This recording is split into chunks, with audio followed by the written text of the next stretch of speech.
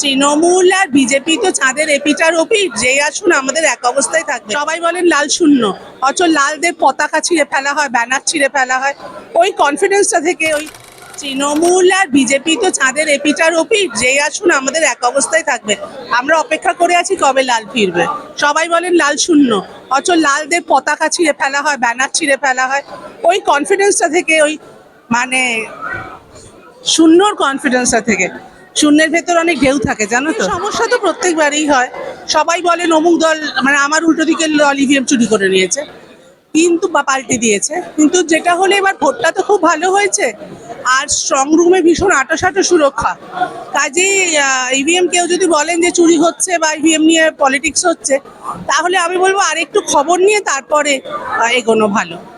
ইন্ডাস্ট্রির সমস্ত রকম পলিটিক্সের মানুষদের নিয়ে।